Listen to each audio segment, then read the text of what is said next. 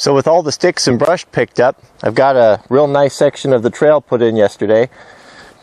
I took a lot of the rocks that I dug out and lined right here in the corner, and then a nice banked curve there, which is good to rail around for bikes. So right here to the right, I've got kind of a cool little feature. One thing that I try to do on the trails is to incorporate interesting geographical features or interesting trees or different things, and make the trail, it's fun to walk through, that it kind of has a, how do I put it, has a, I don't know how to put it, a nice trail. There's one thing I've noticed that really delights me when I build trails around here is to see how the wildlife, they like to take advantage of it. Here you can see we've got fresh tracks right here. There is, looking at these, I can see it's probably a doe with two fawns, probably twins. You can see the little ones right there, their tracks here and here, utilizing the trail. So yeah, maybe four, maybe two does and two fawns. Using the trail, they do that. As soon as I put one in, I can come back the next morning and see that they enjoy that, because it's easier for them to walk on the trail than it is to go through all the brush and get stuck by all the sticks and jumping over those things. So we all benefit. So as we come down to the trail here and to the right, this is a cute little feature right here. We have an old growth stump, and these stumps are just like incubators for trees, because they've put the roots down in the ground, they've broken the soil, and the little trees oftentimes will take root there because they have to expend less energy to get down to water. But we've got too many of them here, so we need to decide.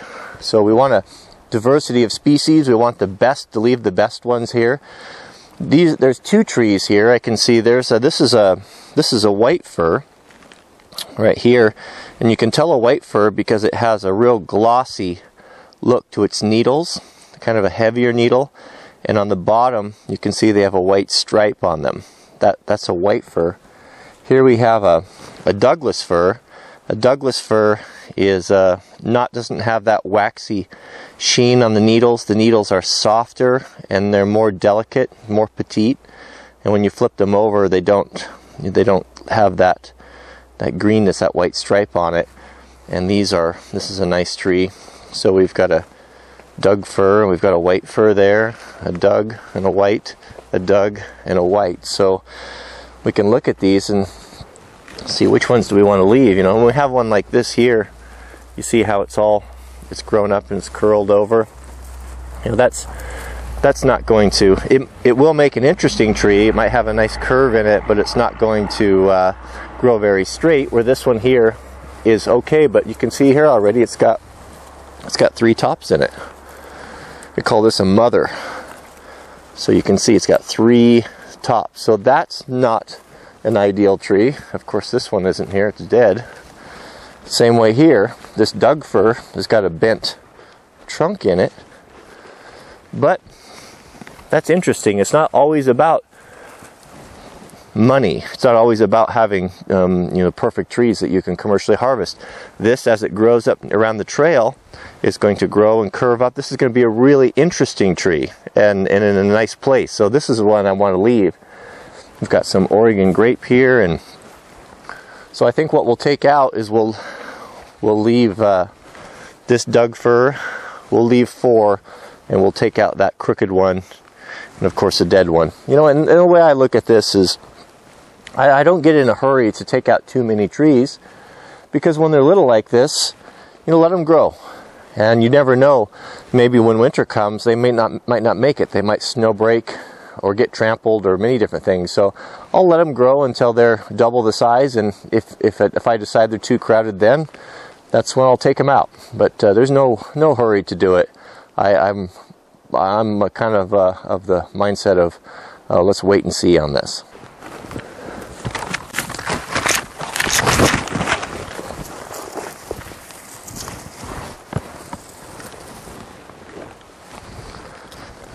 I'm also going to take out this little white fir here. It's a little close to this larger Doug, and a Doug fir is a far superior tree to a white fir. Now that's nicer. Everybody's got some room to breathe. I really try to incorporate cool or interesting features and work the trail around that, so it's just always something for the eye to see, and always something interesting around every corner. Some of the more interesting pieces of wood I'll lay around or just leave, or instead of going through and removing those, I'll just work the trail around them, because I think that they give it character. So we've got, this is going to be a little beautiful section in years. Maybe not, maybe I won't see it, but if the Lord tarries, my son and his descendants will be able to enjoy it. There's a little baby Doug fir there. There's another one here filling in. Got some Oregon grape. I like Oregon grape. It changes colors with the season. You can just tell when the fall's coming by the way it behaves. And stumps. We've got to deal with some stumps now. So these were the left from the loggers of the apocalypse. They left all the blocks, so we'll split these up for firewood, but I've got stumps. We're really getting into heavy stump area all over here where they left all these, and so I want to cut these down, and with the exception of some of them, because like this one here, I think this is really interesting. I don't see this very often, and I don't know what causes it, but this stump has healed itself. It's formed like this burrow or kind of a growth over top itself. I don't know why some stumps do that and others don't. What I think might be the case is this may be interconnected, the root system, to this healthy tree here.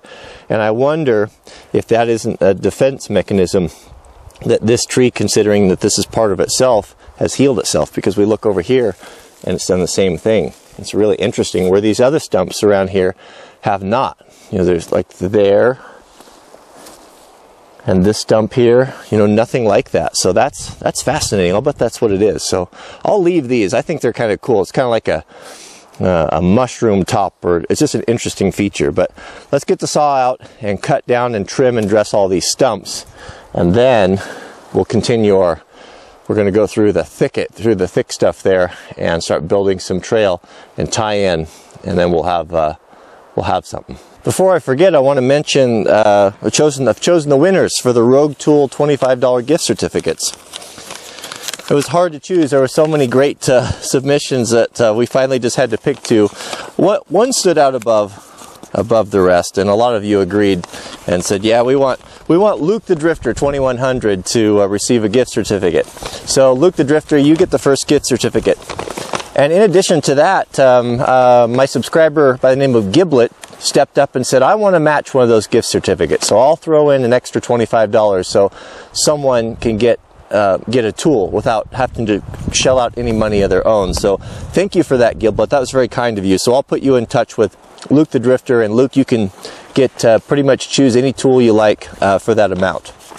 And the second gift certificate is going to Steve Sundberg. Steve Sundberg, you win one as well. And thank you guys all for your entries. So you need to contact me within 24 hours of this email post or this video posting. And if I don't hear from you, then we'll choose an alternate. So enjoy. All right, let's cut some stumps down to the ground.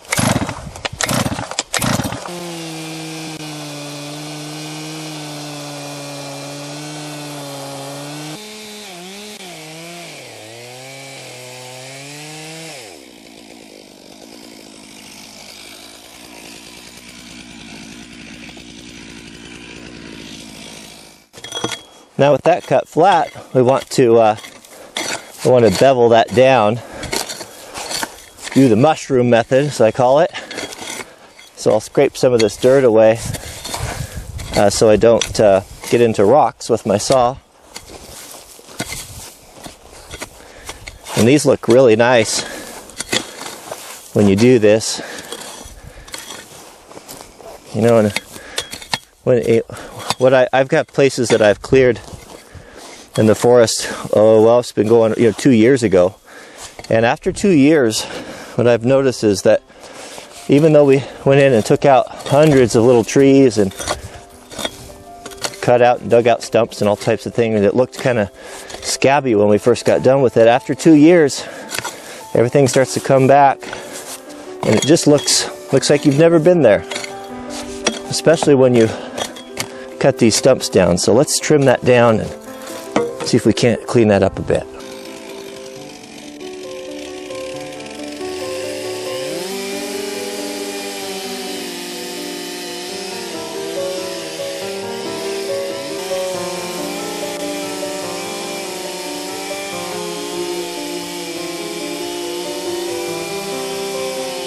So that doesn't take very long. Doesn't that look nice?